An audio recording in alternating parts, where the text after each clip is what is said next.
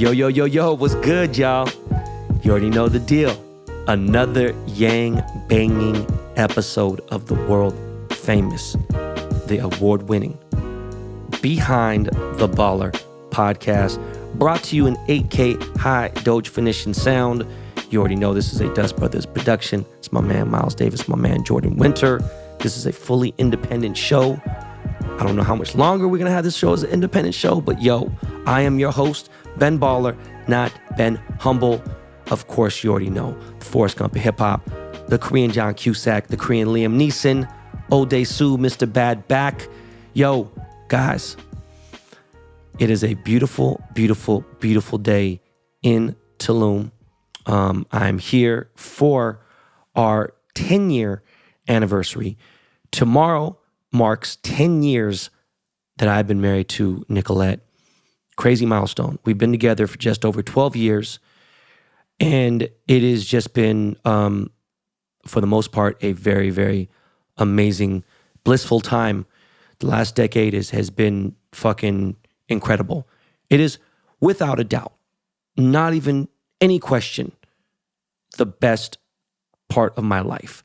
And the crazy part is I'm still going. It's wild, y'all. I think about this, and the funny thing is I'm actually in my house recording this. By the time you guys listen to this, I'll be in Tulum. And I just think about, the other night I had this talk of all things about Donda. And I jumped on a Donda Twitter Spaces with someone from Genius, which is obviously a huge music site. Someone from Time Magazine also writes for a couple other really, really big magazines. And other, music people. And, I talked about the old school days when I was in the music business and when I was out, just living wild. Sort of single, sort of dating, whatever. Kind of maybe had a girlfriend, I don't know. Not really, actually. And just had a different life, And do I miss that life? Not at all whatsoever. It was very lonely and empty. And even if I had a different girl every night or every other night, whatever, it was just a different thing, 12 years later, 10 years married, 3 children, greatest gift I could ever have in my entire life. Like when London was born, I cried my eyes out. Like when Ryder was born, I cried. When Kyle was born, I cried. Like it was a different level, I'd like to thank my wife for literally saving my life. Some people say, you gotta love yourself, you gotta do this. Yeah, shut the fuck up. Nobody's more fucking independent than me. In fact, my wife sent me a DM the other day about a disorder. It's like a mental disorder. It's like this thing where you become so independent that it fucks with you. And every single symptom or, part of the whole description was all me. But yes, Nicolette saved my life.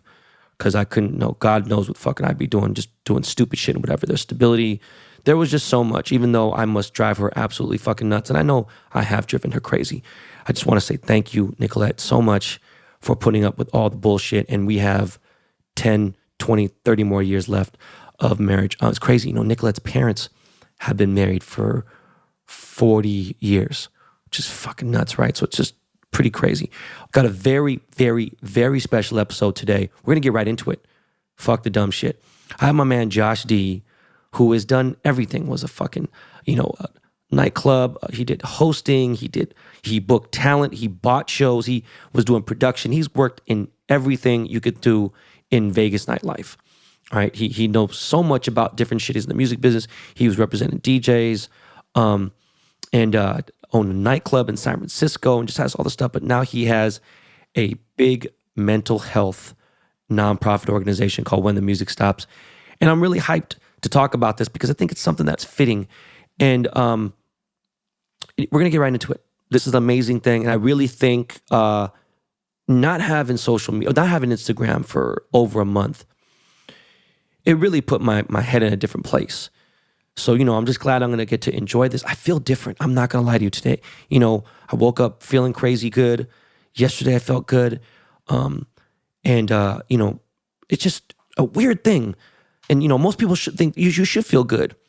You have money, whatever, you have people who love you. It's deeper than that. I finally felt satisfied yesterday. It's just weird. It was just a good thing. Mentally, I'm in a good place. I'm always in a weird thing, like have this weird anxiety before I get on a plane. And I fly so much, but I'm excited, and I'm not looking forward to a fucking 2-hour drive. It's 2 hours from when you land in fucking Cancun. It's 2 hours to fucking get to Tulum. And, it's very boho. Not my style, what I'm saying? But I need fucking electricity and a lot of that shit. I'm not with all that fucking, candles and all this other shit. I'm good though. We're good. Obviously you guys will see on the Instagram stories. But I want to get into this interview with Josh D and when the music stops, because my man really, you know what? I'm not going to spoil it. Let's get into a commercial real quick and we'll be right back with my man Josh D.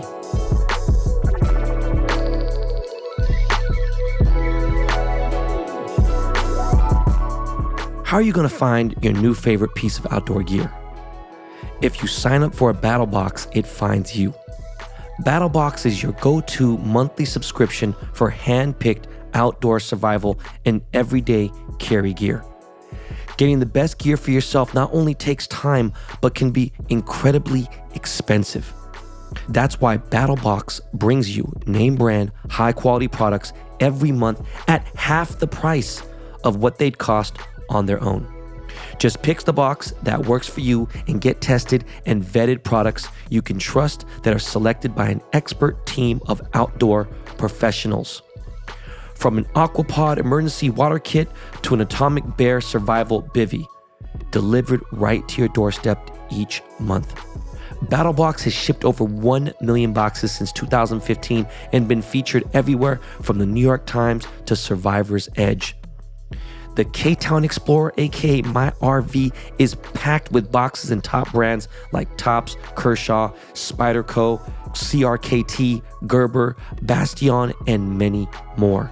Receive some of their top-tier products such as sleeping bags, backpacks, watches, and tents too. Sign up, receive, don't miss another Battle Box bonanza. And from now until March 31st, get a free mystery box worth $115 and more with any new subscription at trybattlebox.com/baller. That's a free mystery box worth over $115 right now at trybattlebox.com/baller. That's trybattlebox.com/baller. All the choices you make in a day can add up. There's already a lot on our minds. The last thing we want to be spending is too much energy on what to wear. Cuts Clothing has perfected the art and sciences of men's shirts, so you can throw one on and look great without ever thinking twice about it. Every Cuts shirt is designed for a modern, tailored fit, and they're insanely comfortable. Plus, Cuts has all the essentials for looking sharp, like tees, hoodies, polos, and more. So you can stop bouncing between brands to shop for different shirts. Cuts keeps me clean always. I just bought their Spring and Friday project collection, and they're fantastic. It's perfect for my whole family too. They make it easy to mix and match styles and colors to keep me comfortable and looking good. They even developed their own fabric that will stand the test of time and won't shrink, pill, or fade over time in the wash. Plus, it's insanely soft. Join hundreds of thousands of guys who have made the simple decision to elevate their wardrobe with Cuts. Get 15% off your first order by going to cutsclothing.com/baller. That's CUTS clothing.com/baller for 15% off the only shirt worth wearing. Yo, what's good, BTB Army? We got a very special guest. This is actually a dear friend of mine, and it's a very random coincidence. I will talk about that now, especially because the day that this episode is dropping on, it wasn't planned. A lot of coincidences come up between me and my friend. We used to make jokes and call him Scott the fucking Storch, but it's just because he's a white boy who's in hip hop and he's been around so much. He's born and raised in Seattle, He was an executive talent booker for the Light Group and AMG. Stu was running the fucking show in Vegas at so many different levels. He was a partner at Temple Nightclub. That was a nightclub in SF. To tell you the truth, I've been to every club in SF since fucking the Sound Factory in 1991. They finally brought actual Vegas Hollywood nightlife to San Francisco. It's never been done before. Never, there's some clubs now, but I'm talking about Josh was one of the first guys that do this.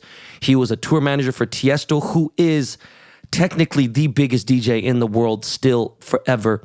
And now currently he is an advocate for mental health. That is the reason why I have him on here, strictly for that, not because he's my friend, but because he is the founder of When the Music Stops, which is a full-blown nonprofit charity, you name it, to help people who don't know what to do, who need assistance, who are lonely, so many different things. We're going to get into all of that. Yo, Josh D, what's good, bro?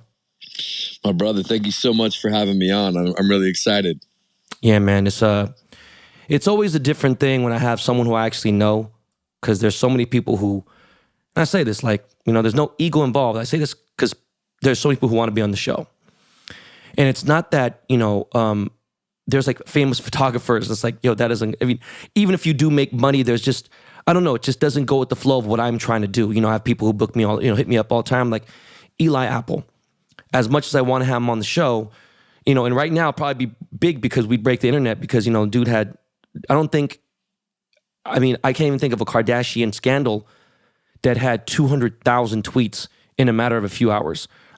After the Super Bowl, this dude was getting destroyed, and he asked to be on the show during the Super Bowl. I'm like, yo, bro, don't you got a fucking game, like the biggest game of your life to think about? Like, so I get people hit me up all the time. There's good friends. There's other people between like you, Homicide. There's been maybe a handful, less than a handful of like close friends of mine who've been on the show. So it's real difficult to, get them on. So I do appreciate you doing it on such short notice, and especially because you don't even know what the fuck is going on. And I'm going to tell you in a second, but I just appreciate you being available. No, man, I'm honored, and I'm always available. Even if it was for the show, if it's for you, it's for the family. My phone is always on for you, man. It always has been. All right, you're actually in SF right now, right? Yeah, I'm here. That's crazy, man. So look, this is random as fuck. As I've said in the intro, you obviously don't know this until right now. Tomorrow is my 10-year wedding anniversary, okay? Which is crazy, right? 10 years married, it's a huge milestone, but we've been together for almost exactly 12 years. And the reason why it's so weird is it wasn't planned. I was just going to do a real quick 30-minute episode, intro, outro, have my little thing, boom. If you've listened to my show before, you know how it's been the same format. There's little, different segments that we throw on here and there. I go months and months without interviews. Sometimes I do things. But a lot of people do not know this fun fact that you were there in the flesh on me and Nicolette's first date ever. Yeah, absolutely. Yeah, no, I was there. She was at some barbecue, like in the cut of Vegas, and you didn't want to go alone. You didn't know what neighborhood it was. Bro, you were like, yo, let's go. What are you talking about, bro? I was having a horrible date at Koi, and I said, come pick me up, bro. I'm not going. Yeah, I tried to dump her. Scooped you. I tried to dump her, and she said, are you fucking tripping? She goes, are you crazy? She's like, you're not leaving me by myself. And I was like, look, I'm going to be honest with you. Like, fuck this date, and I'm cool.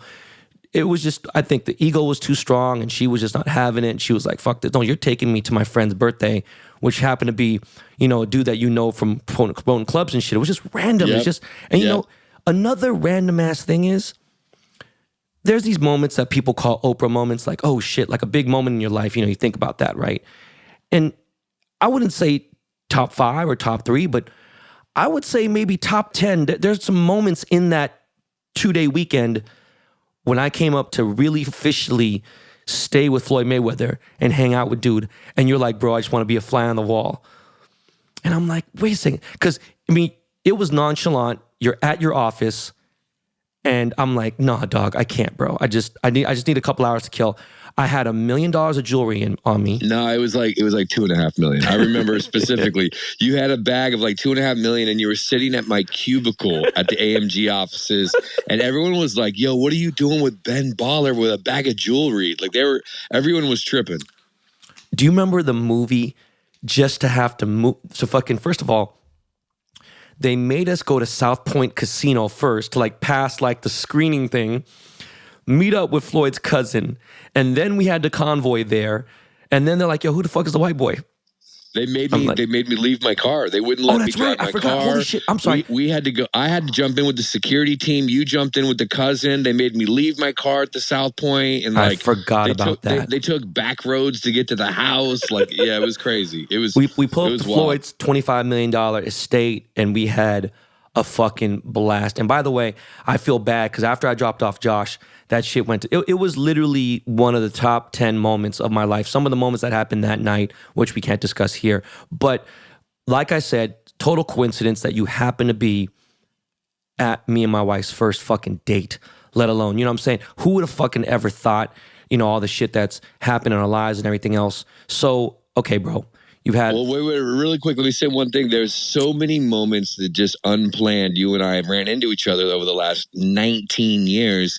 Whether, you know, I was at the Ivy right after you bought a Lamborghini at the Lamborghini of Beverly Hills and came to dinner and you were like making it rain at the Ivy. You know what I mean? Like right when you originally made the State California piece, I was there that week and ran into you and you had the FBI bodyguards with you. You know what I mean? There's like all these different coincidences, and we've ran into each other at like playoff games, and we've gone to NBA finals together. Everything. How about that? I never put the 206 phone number together when my cousin's fucking born and raised in fucking Federal Way. Rest in peace, Rex. I've had fucking Seahawks season tickets now for 10 years. My father-in-law is a dog. He knows the 51st player he's probably listening to the show right now. He knows the 51st bench player. He knows the 3-day contract motherfuckers on the Seahawks. There's nobody like, bro, are you kidding me? You know what I'm saying? He knew what like high school Javon Curse went to. You know what I'm saying? Dude is just a beast when it comes to football. My wife was born in fucking Kirkland, Seattle. Like, are you kidding me? Ben, I'm born in Kirkland. That's where I was born. I didn't know that. I was born in Kirkland. Nicolette was born in Kirkland, right? There's a little Filipino community there. We were probably born in the same hospital unless she was born at home. She said there was only... hospital there is Evergreen. She said there's only one hospital. I was born. So our Seahawks correspondent, Scott Ferranda, he was born in Kirkland. There's only one hospital in all of Kirkland. And they had that conversation. I didn't know this. So all these weird-ass little coincidences, right? Being at the playoff games. I remember that one game we were at fucking the year we won the chip, and I fucking ended up having fucking dinner with Sidney Rice. This guy's talking absolutely crazy, and I have my father-in-law in the car, and they're talking about eating ass, and I'm like, dog, Jesus Christ, bro. You know what I mean? Because Nicolette's dad looks young, but it's like, fuck, bro. Yeah. So we've been through a lot. DJ AM event. DJ AM's after he got, you know, in a plane crash. I was there on stage with you and Will I Am and the LMFAO and all the rappers and Aoki and AM and Travis Barker and Mark Ronson and Travis Barker and everyone. And that was just random. And we were just there together all night.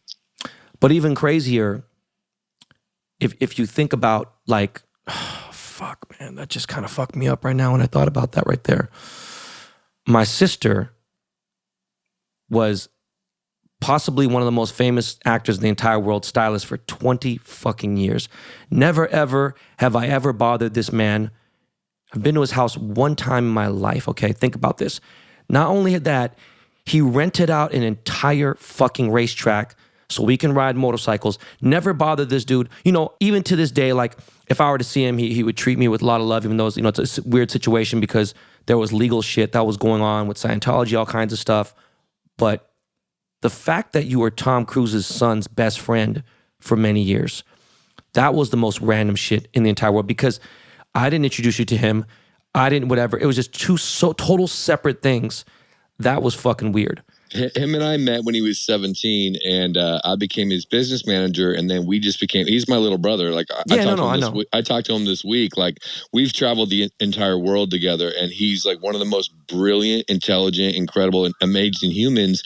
And I never put together that your sister was working with the family for 20 years until you mentioned it, and then he mentioned it, and like, yeah, it's just another crazy coincidence that we're both connected to that family as well. Yes. And the thing that sucks is I never told him this, But for a couple years, he was trying to reach out to me just to say what's up, say what's up. And because of the legal shit between Katie and Tom, I had to like, I promised like I wouldn't even say hello. Like that's how fucked up it was. And I felt bad. And he's such a nice guy. I don't think he understood. And then finally I ran into him in La Scala and I was like, hey bro, let's walk outside for a second. And I'm like, dog, I'm sorry. He's like, hey man, you know, dude, he's so, I mean, come on. You think anybody fucking would ever know that? First of all, of course, he doesn't look like Tom because he's adopted, but like no one would ever think, you know, the way he lives, the way he is, and just, anyways, so many crazy fucking things. I've never done an 11-minute intro to a fucking interview, and the interview might be fucking about the same length, but you've been around the world, you've experienced a lot, you have lived a lot of life. And how old are you, Josh? 42. In 42 years. I'm right behind you a little bit. Nah, bro, you still got some ways, man. You're 10 years younger than Homicide, you know what I'm saying? But no, I mean, yeah. You've lived a lot of life. You've got to experience a lot. You've got to go on private jets. You know, you've been, I mean, just seeing Tiesto do what he does at his age. Tiesto's what, is he fucking 60, 55? What is he? No, I'm serious. I think he's 53. Oh, okay. So I thought he was older than that. And a few years ago, you made a complete stop. You didn't pivot. You didn't pause. You didn't, you know, take a timeout. You push stop on your life story. Yeah. And I need you to do me a favor. Can you please tell the BTB Army what happened to you? Yeah. And how did you overcome it? Yeah, I appreciate that. Yeah, of course. Thank you for the incredible introduction. And yeah, no, there's been a lot of so many coincidences in you and I running into each other and all these incredible things. So I was in the music and entertainment business for about 23 years. I started out straight out of high school, like 17 years old, touring with musicians and artists. And I was really blessed to go to like, 20 some odd countries before I was even 21. And then later on, much, much, much, much later, when I was traveling with Tiesto, I was on his jet, part of his tour crew for half the world. I mean, a lot of countries. But anyway, so I was an executive in Las Vegas. I was always working with celebrities, always working with musicians, always working with DJs, and I never compromised. I'm from Seattle, and I come from nothing originally. So I've always, all we have is our swagger. All we have is our truth, our honesty. So I'm Scottish and Irish, and I drank for 25 years. I just celebrated 3 years sober. And I drank for like 25 years, and I never got into drugs until the very, very, very, very, very end. Like the year before, I just didn't care anymore. And I started getting into like, coke and ketamine and, DMT and weird stuff like that. But so that wasn't it. I was just, the lifestyle is really shallow. And like, you've been blessed. A lot of people don't know you have this crazy social media side, but a lot of people don't know you as a human being unless they've known you for a long time. And you're a father now. You've been showing that side a lot more with the RV and all the fun stuff, but you're a family man. You're really close to your family. You're close to you were close to your parents and your sister and everything. You've always been a family man. You've got your wife. As soon as you met Nicolette, she was the one. You know what I mean? You guys have been together. Like you said, your 10-year anniversary is coming up tomorrow. All these beautiful things. But so if you didn't have that, you would have been lost in the sauce. You know what I mean? And for me, I didn't have a wife. My mother passed away in 2013 in a car accident. And so I've just been traveling, living all over the place, living in New York, living in Spain, living in Las Vegas, and crushing it wherever I was at. But I had no purpose. I had no meaning. And, social media fuels this level of discontent where nothing's ever good enough. And, when you're always on a private jet, and it wasn't my jets, but when you're always on a private jet and you go on 1,000 vacations and you can make money and you can date girls and you can go here, you can go there, and everywhere you go, you can tap into the celebrity circle or whatever it is. It's just shallow and empty, and it's a really hollow living. And I didn't care anymore. And I just felt like it was a big black hole in my heart. And I was on vacation for New Year's Eve. I spent New Year's Eve 2019 going into 19 from 18 in Costa Rica with like 40 of my friends, and we were partying and everything. And I had like a nervous breakdown. And I ran and I left, and I just wanted to get away from everything. I left my luggage and my phone and everything, and I went to the airport and I took the next flight to Miami, and I stayed the night at a friend's house in Miami, and then the next day, like no one had any idea of anything. I after the family went to sleep, my boy and his wife and his child, they went upstairs. They go to bed. I went into their guest bedroom and in the guest bathroom. And while I was sober, walked in their shower and I slit my wrists. And I slit my wrists, I cut my nerves, I cut my tendons, and I bled out for 2 hours. And there was like this whole unbelievable episode that happened because I had friends in New York that had to, figure out what was going on.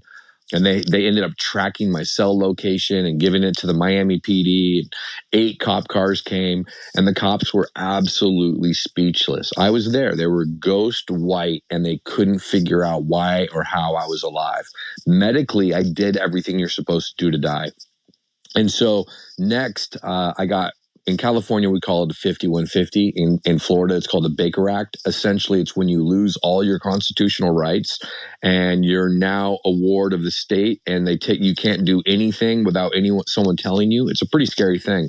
And they take you, and that's it. And it's not just about harming yourself. It's you are now deemed a threat to the community, Society. just society, 100%. And so I spent 7.5 days in the hospital. My family and family friends had to get attorneys and like try to figure things out because my severity of what I did to myself was so bad that the hospital didn't want to let me out, and they didn't have to, but they finally did at a certain point. And I got it. My family got me into. Luckily, it happened in South Florida because, unbeknownst to a lot of people, South Florida is number one for treatment, recovery, addiction, and mental health. There's over like 200 or 300 treatment centers and things like that. And a lot of places wouldn't take me because of how severe my attempt was. Insurance companies wouldn't cover it because there's a high probability that I would die within 90 days, is what they say. And so I was going against the grain, and I was just a shell of a human. I'd lost my spirit. I'd lost my soul. My eyes were sunken in. I had no will to live. I didn't know why I was alive. I was a sad sight. They put me into a detox, and I was just really complacent. I was really nice. I just said, whatever. I just did it. And then they finally found a small rehab facility in West Palm Beach. And it was only about 9 or 10 men. They got me in there. And within a first month, I'm there. I'm eating ice cream. I'm hanging out in this house. There's cameras and security guards and everything like that. It wasn't a prison, but, it was still full lockdown. And then, the next couple hours later, my roommate dies. My roommate overdosed and died. And I was just like tripping. Like, I was at one point, I was the VP of a hospitality company at the Aria, the MGM, and the Bellagio. And then here I am in a treatment center in Florida at 39 years old, and my roommate just overdoses and dies. It's a whole nother ballgame. So I did a 90-day intensive program. I didn't have my phone for 3 months. No phones, no internet, nothing like that. They get you away from all that stuff. And most people either come in and go out. A lot of people go overdose. They die, whatever it is. I stayed for the 90 days. There was a GoFundMe in the industry, lots of friends and family and everything, because I blew through like my cash and my savings that last year that I didn't want to die. I was flying all over the world, just spending all my money. FYI, that was one of the first times. That was the first time I ever put money into a GoFundMe. 2 is one of the very few times ever that I ever contributed. I just thought really it's a weird thing, but yeah. No, thank you. And it was special and amazing. And so a lot of people came together for me. And what I did to honor them and to honor myself was I graduated in 90 days, and they said, okay, you can go home. And I said, well, what does it look like if I stay? And they said, okay, you're serious. And no one ever does this. And I went to a 90-day program, and I stayed for a year. And at 6 months sober, they said, okay, now you have to go out and go volunteer. So it was the scariest thing I've ever done. I was the VP of a publicly traded company, flew around on private jets, and I had to go to a treatment center and volunteer. And I was so scared. And I learned how to listen to others and how to listen to people. And so many of us go through our lives feeling unheard. Like, especially on social media, but in life, a lot of us don't feel heard by our significant others, by our employers, by our peers, by our friends. We just feel like they're listening to the words, but they don't care. And so at first I went in and would tell the stories like, oh yeah, Drake and I, or Tiesto and I, or, private jets, and nobody cared. Nobody would listen. And so finally, after 2 months of that not working, I shut my mouth. And I learned how to listen. And that was at 40 years old, I learned how to listen. So I'd walk into a hospital or a treatment center or a detox as a volunteer, and I'd sit down with people that have just overdosed, people that just wanted to kill themselves, people that just got a DUI, they've just had their kids taken away. When you're really at the bottom, and I would just say, hi, I'm Josh. Why are you here and what do you want? You know what I mean? And I would just listen. What do you want out of this? And I would listen for a half hour or an hour or 2 hours. And something magical happens because I wasn't paid to be there. Where once in a while I got to feel like, they felt heard. And that was when I decided I started looking in the mirror and I was like, okay, I need to help my community. I need to make something bigger. I need to use all these contacts, the Ben Ballers of the world, the Connor Crews of the world, the Tiestos of the world. How do I use my 25-year network to help communities across the country? And I started looking into it. And I thought there would be 1,000 suicide prevention organizations. There's only about 14 major ones, and 11 of them are owned by, no disrespect to any of them, but they're, old rich white foundations or old rich white people or whatever that is. Right. And there's only a handful that are actually doing something different. The Trevor Project, To Write Love on Her Arms. There's some smaller organizations. And so and a lot of them are, they're baby boomers. And the largest uptick in suicide and suicide attempts is in the 10 to 24 years old. In 2020 and 2019, in that demographic, it's the highest it's ever been. So from 10 to 35, it's the highest suicide attempts and suicide completions there's ever been in history. So that's millennials and Gen Z. So, you and I are not a millennial or Gen Z, but we've got contacts, we've got heart, we've got all these things, and we're not boomers. So how do I take that and try to build something fresh? And I was thinking, what happens after a concert or after a festival or after someone goes to EDC? Like, what happens when the music stops? And I was like, oh, that's a good name. And I wrote it down and I looked it up, and nobody had it trademarked and nobody had a copyright, nobody had anything. And so I got the name When the Music Stops. And I created it originally to be a podcast.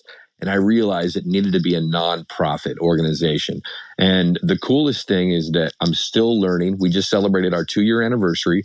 We're at When the Music Stops on IG, and the community's grown.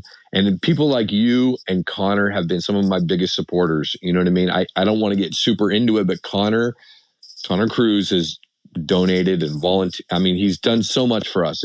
That's all behind the scenes. You know what I mean? Like, nobody knows any of that kind of stuff, and they don't need to. But so many of my friends from the entertainment days have been amazing in supporting this. And so we've been able to do community events in San Francisco, in Los Angeles, in Austin, Texas, in Nashville, Tulum, and then Outside Lands from another planet. And anyone that doesn't know, Outside Lands is like the Coachella of San Francisco. It's like 800,000 people a day, massive stages, huge bands and concerts and stuff like that. Tyler, your boy Tyler, the Creator, just performed last year. But they gave me a giant tent. They contacted us. We did suicide prevention. We brought in DJs and hula hoops, and we just were creating community. And it's been a really beautiful experience. I'm now 3 years sober. Temple Nightclub, shout out to Paul Hemming at Temple Nightclub, because I put all my money, all my savings, all my loans into When the Music Stops, and a lot of donors and donations and fundraisers were able to do the same thing. But I ran out of money a few months ago, and Paul from Temple said, hey, keep doing your community work. I'm going to give you a salary. Just give me a couple of days a week and we'll, work part-time. I'll pay you full-time and just keep spreading the word and keep doing it. So there's a lot of incredible people that have been able to step forward to help me find new ways using music, creativity, and the arts to help people with their mental health. Bro, first of all, I love that you gave the most thorough, detailed, articulate answer. And I knew that you had attempted to take your own life. Didn't know the details. Kind of put me in a fucked up place right now. Kind of, gave me the chills. I've had that moment before. I've talked about it. Like, you know what? It's very few times I've wanted to, I've thought about it. And the crazy part is, it was during some of these recent times. I was like, yo, man, I just, why the fuck do I feel like this? But you fight it. There's a battle every day for life and things. And even the posts are very powerful. When I look at, when the music stops and I look at those things, I just like, damn.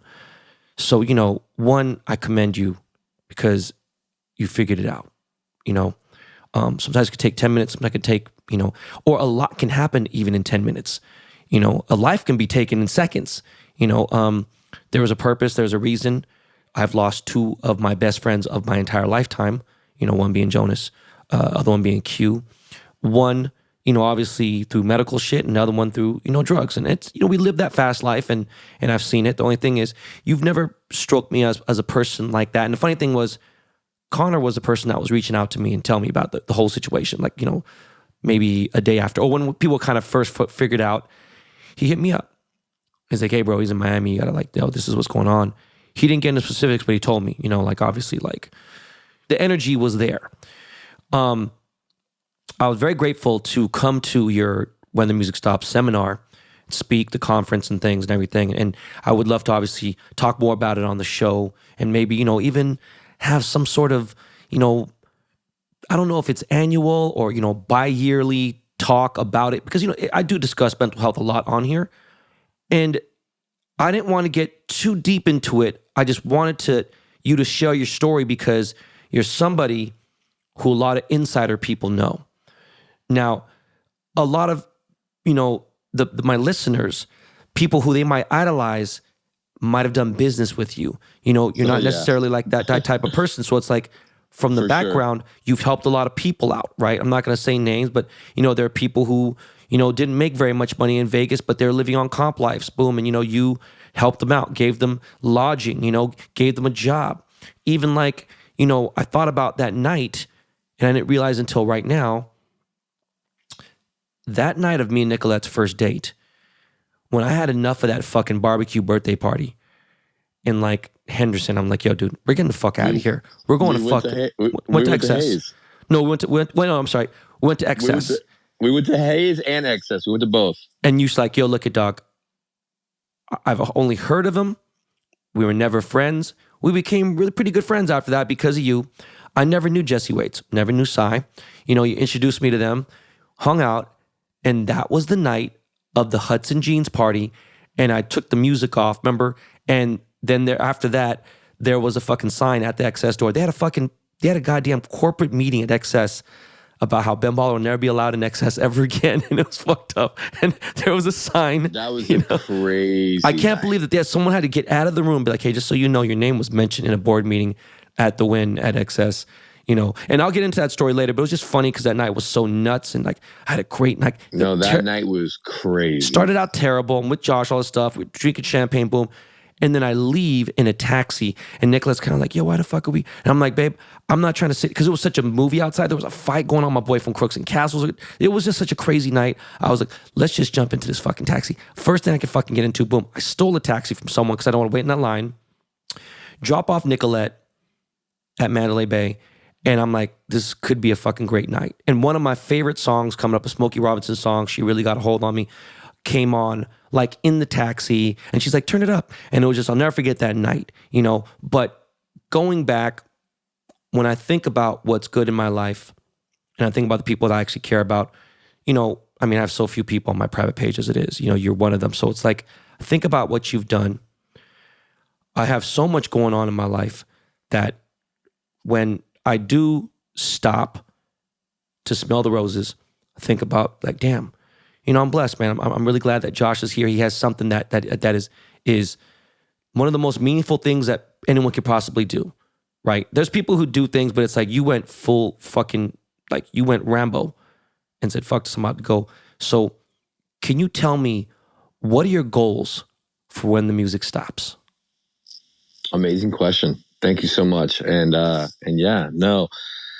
And by the way, I want to say that I mean, even since the ICE days and everything for the past 18 years, whether it was on MySpace, you have always been approachable. You've always been fine. You've always kept in contact.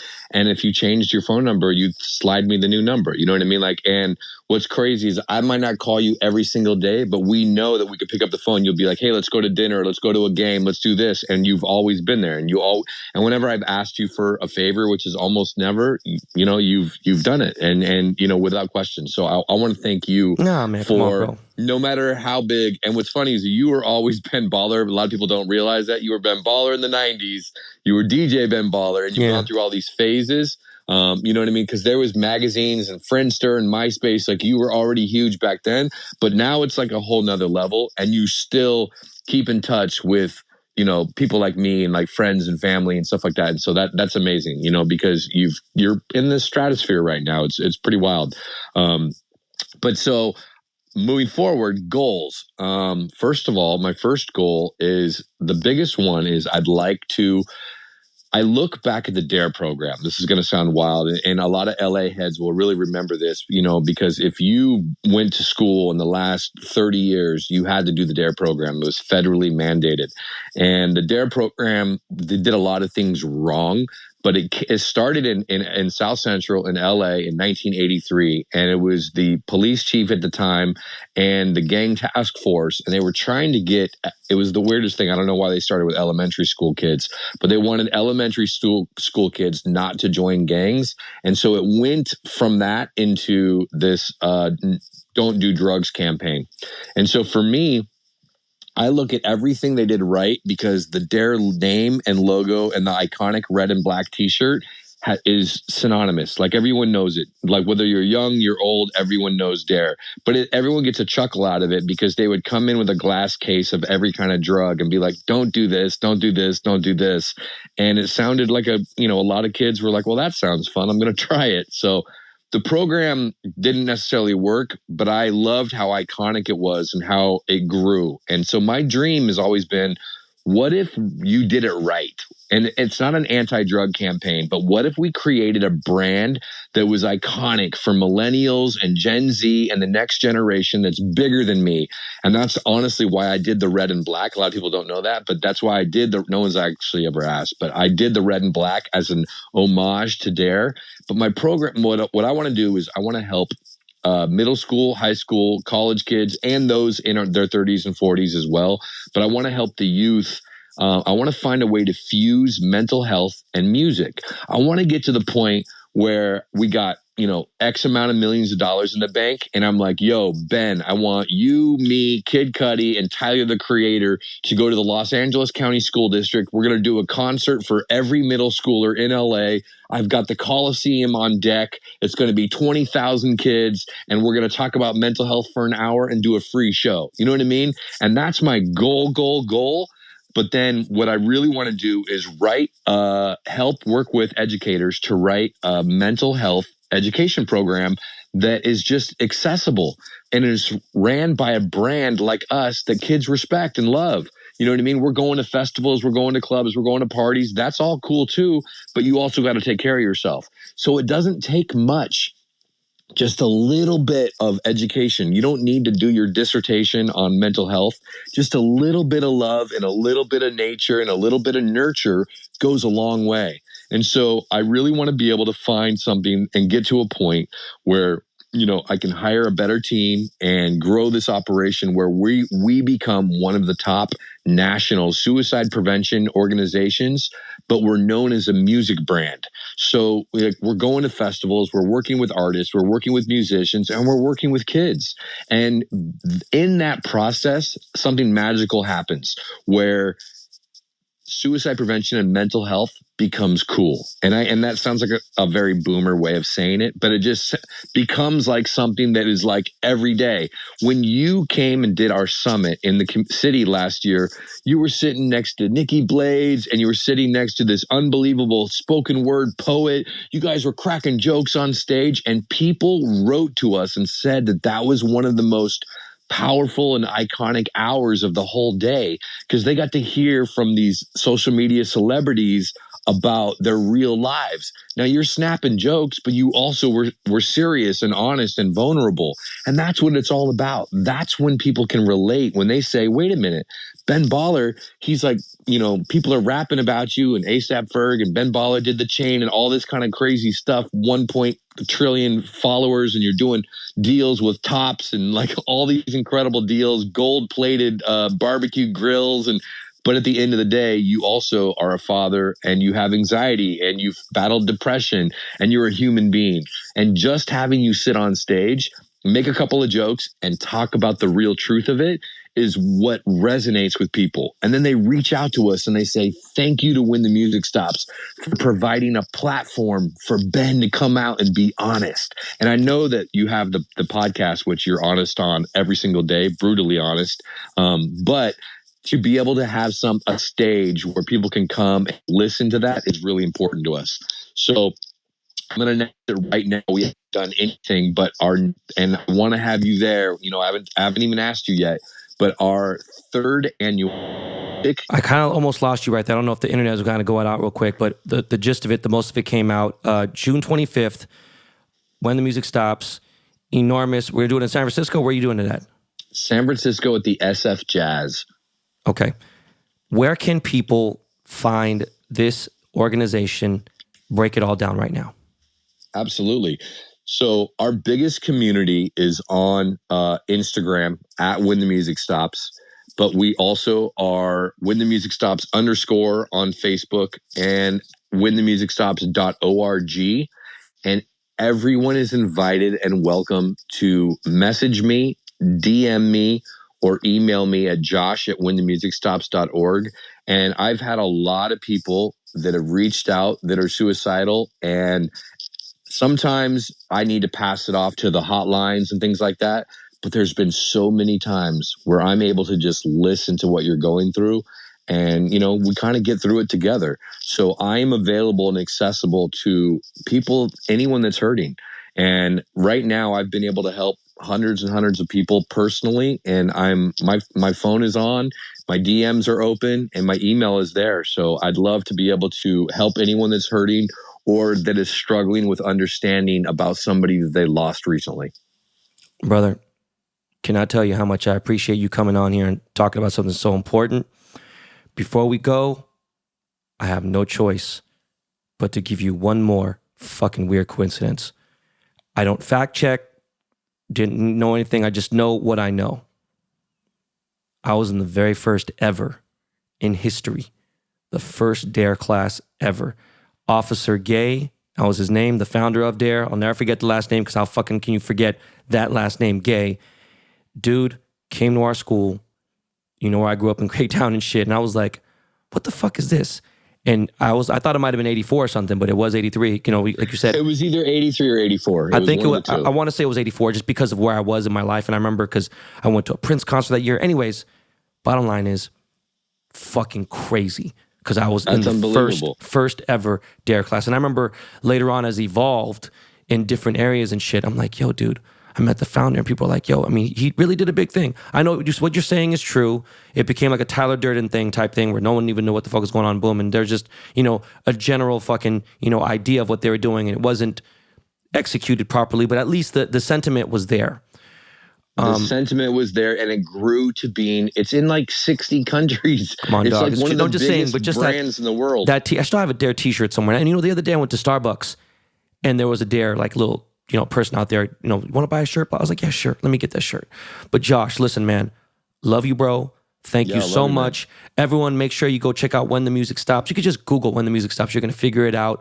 It's so fucking weird that the random ass shit that happens in our lives, that you live in San Francisco, I lived out there, I still have a place out there. I just go back and forth, just the random ass shit that goes on. Then on top of that, you got a nonprofit organization. I had one for 9 years in fucking Seattle. Okay? You know what I mean? FriendlyEarth.org, founded in the fucking Soto, bro. Like, what the fuck? Just so random as fuck. Anyways. Your wife and I were probably born in the same hospital. Yeah, she was born in 83, bro. So, like, you know, it's crazy. We're talking about 83 again. It's just so random. Josh, thank you for coming on, man. Yo, and appreciate you, brother. Definitely, Yo. we'll definitely talk about it some more and have you back on and have some other people on from the organization. And right about now, Miles, you have to want some Lakey Lake. Ease the mood real quick. There we go. Yeah, just like that. And we'll be right back, y'all.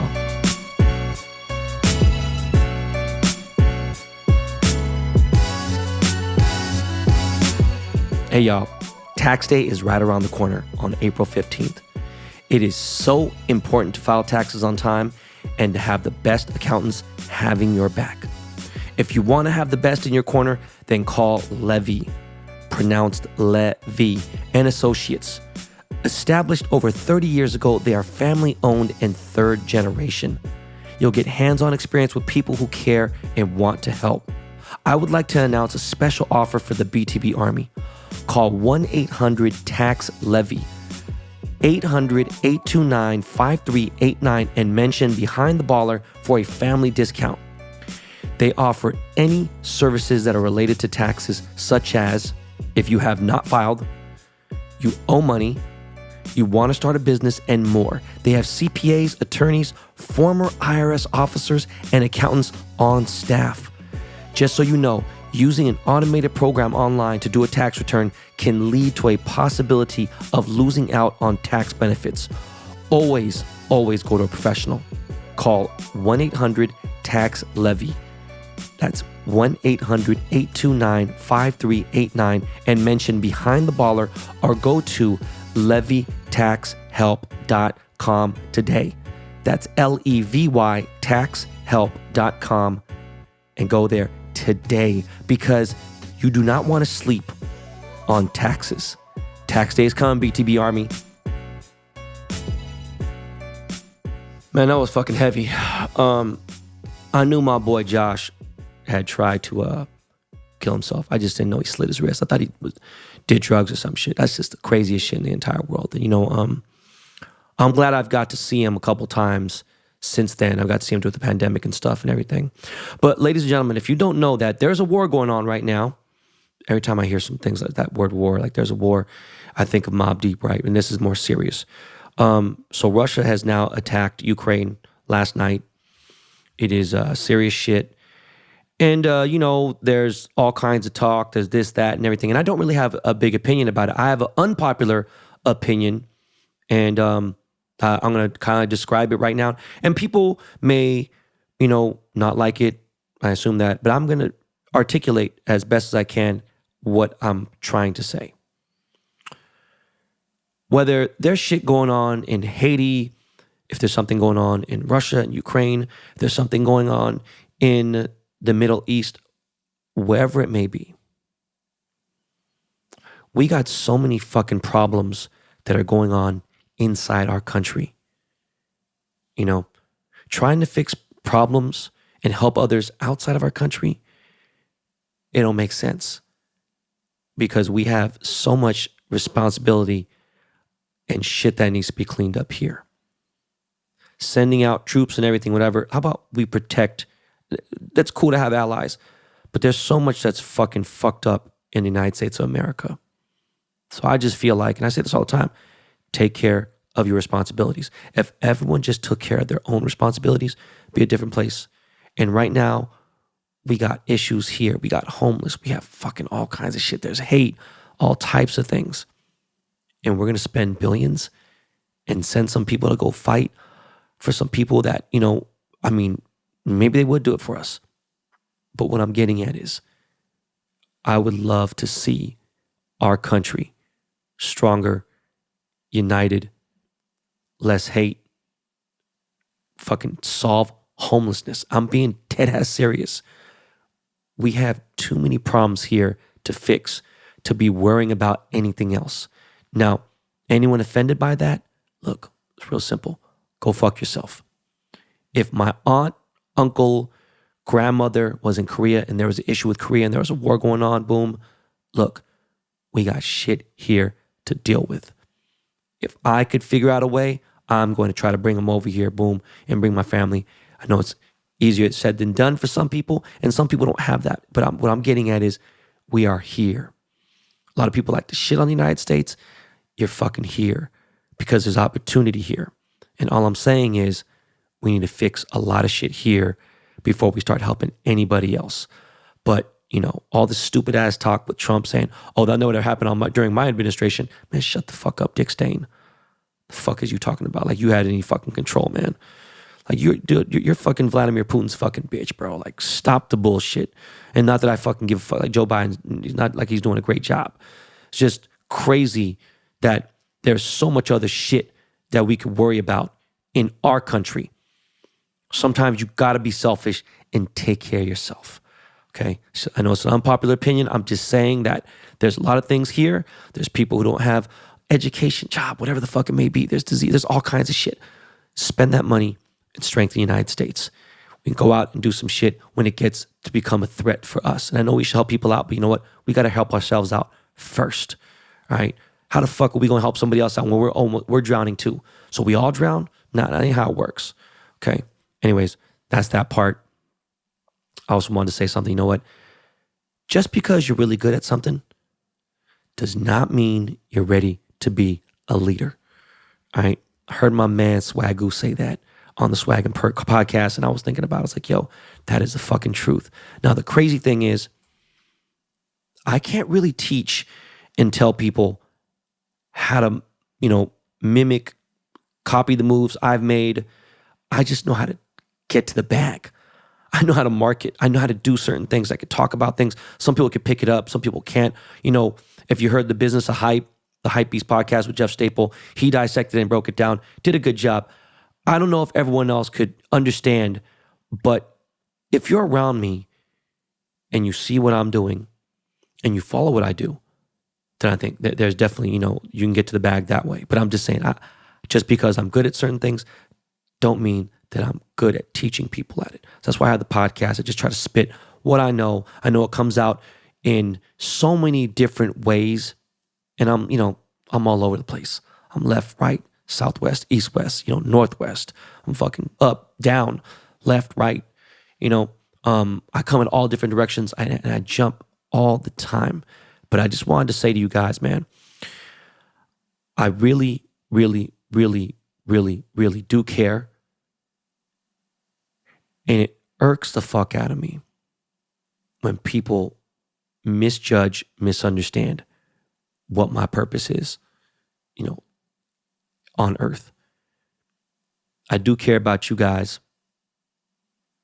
And I could fucking have all kinds of random people on here. I could have a rapper on every single week. Not what I want to do.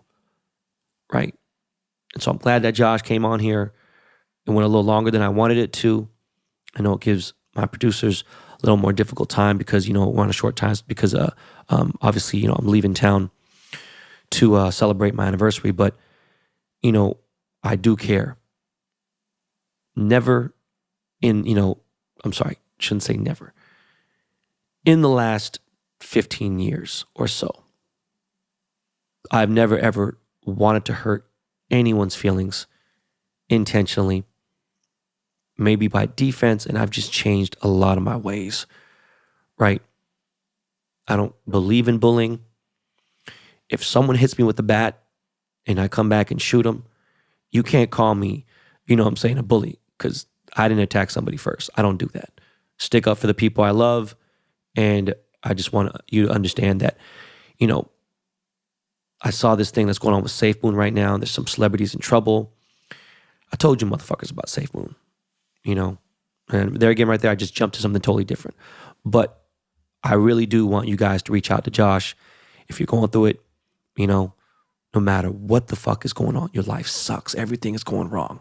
Look, man, there's got to be one person somewhere that doesn't want you off this earth.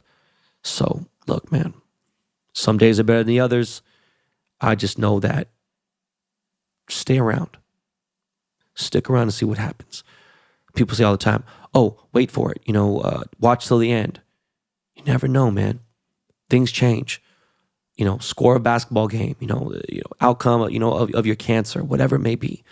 Stick around, fight, man. Make it worth it. You know what I'm saying? Like I said, this is not your practice life. I mean it. And anyways, appreciate you guys. I got something special for you guys on Monday for more of the new listeners who ain't really gone back and whatever. For the OG guys, look, man, consider it's a vacation. It's my 10-year anniversary, so it is what it is. I did watch Bel Air, watch the first 4 episodes. It's good. I could see why people like it, but there's a lot of bitch-assness that I just like, fuck, man. There's a lot of Hollywood in it. Then there's a lot of things, like if you think about like Will Smith, who he is for the last 30 years, and then, you watch the show, you're like, what the fuck? This kind of hardcore weird, but I get it. It's this is definitely more watchable than the original first Fresh Prince to me, because I wasn't a big fan of the show, and I told you that. I could watch it if it's on, but like, no, I can't remember like, an entire episode of Fresh Prince of Bel Air that I've watched. But yeah, no, the show's cool. Carlton is definitely a fucking bitch ass motherfucker. He is a fucking sucker. Like, I don't fucking know. But anyways, guys, I will be back full-fledged 1 week from today. Don't do anything crazy. You will see, me enjoying myself. Obviously, for my close friends and family, there'll be a lot more content on my private page and on my close friend stories. But yeah, man, I appreciate you guys. And, show some love to my wife, man. You know what I mean? 10 years she put up with my bullshit. And yeah, appreciate you guys. And I'll be back in a week. All right?